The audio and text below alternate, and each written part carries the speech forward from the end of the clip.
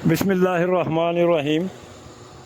صحابہ کرام رضوان اللہ تعالیٰ علیہم اجمعین کے ایمان کامل کے بارے میں نبی پاک صلی اللہ علیہ وسلم کے دور کا ایک واقعہ آپ کے گوش گزار کرتا ہوں۔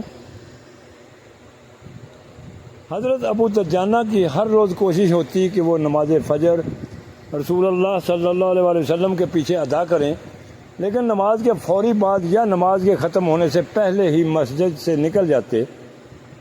رسول اللہ صلی اللہ علیہ وسلم کی نظریں ابو دجانہ کا پیچھا کرتیں۔ جب حضرت ابو دجانہ کا یہی معمول رہا تو ایک دن رسول کریم صلی اللہ علیہ وسلم نے ابو دجانہ کو روک کر پوچھا، ابو دجانہ کیا تمہیں اللہ سے کوئی حاجت نہیں ہے؟ حضرت ابو دجانہ گویا ہوئے، کیوں نہیں یا رسول اللہ صلی اللہ علیہ وسلم، میں تو لمحہ بھر بھی اللہ سے مستغنی نہیں ہو سکتا۔ رسول اللہ صلی اللہ علیہ وسلم نے فرمایا، تب پھر آپ ہمارے ساتھ نماز ختم ہونے کا انتظار کیوں نہیں کرتے اور اللہ سے اپنی حاجات کے لیے دعا کیوں نہیں کرتے؟ حضرت ابو دجانہ کہنے لگے، یا رسول اللہ صلی اللہ علیہ وسلم، دراصل اس کا سبب یہ ہے کہ میرے پڑوس میں ایک یہودی رہتا ہے جس کے کھجور کے درخت کی شاخیں میرے گھر کے صحن میں لٹکتی ہیں، اور جب رات کو ہوا چلتی ہے تو اس کی کھجوریں ہمارے گھر میں گرتی ہیں۔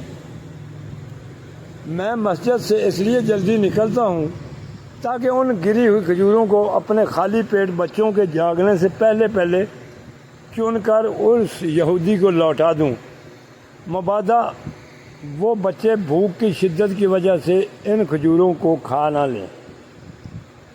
پھر حضرت ابو دجانہ قسم اٹھا کر کہنے لگے کہ اے اللہ کے رسول صلی اللہ علیہ وسلم، ایک دن میں نے اپنے بیٹے کو دیکھا جو اس گری ہوئی کھجور کو چبا رہا تھا۔ اس سے پہلے کہ وہ اسے نگل لیتا، میں نے اپنی انگلی اس کے حلق میں ڈال کر کھجور باہر نکال دی۔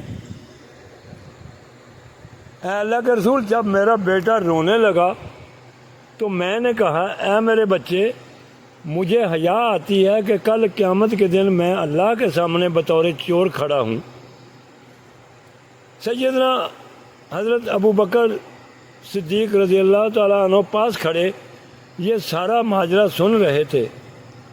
جذبہ ایمانی اور اخوت اسلامی نے جوش مارا تو سیدھے اس یہودی کے پاس گئے اور اس سے کھجور کا پورا درخت خرید کر حضرت ابو دجانہ اور ان کے بچوں کو ہدیہ کر دیا۔ پھر کیوں نہ اللہ سبحانہ و تعالیٰ ان مقدس ہستیوں کے بارے یہ سند جاری کرے، رضی اللہ عنہم ورضوا عنہ، یعنی اللہ ان سے راضی ہوا اور وہ اللہ سے راضی ہوئے۔ چند دنوں بعد جب یہودی کو اس سارے ماجرے کا پتہ چلا تو اس نے اپنے تمام اہل خانہ کو جمع کیا اور رسول اللہ صلی اللہ علیہ وسلم کے پاس جا کر مسلمان ہونے کا اعلان کر دیا۔ الحمدللہ۔ سو اے عزیزو، ابو دجانہ تو اس بات سے ڈر گیا تھا کہ ان کی اولاد ایک یہودی کے درخت سے کھجور کھانے سے کہیں چور نہ بن جائے، جبکہ آج ہمارا کیا حال ہے کہ آج ہم اپنے مسلمان بھائیوں کا مال ہر ناجائز طریقے سے کھائے جا رہے ہیں اور ہمارے کانوں پر جوں تک نہیں رینگتی۔ اللہ معاف فرمائے، اللہ پاک ہدایت دے۔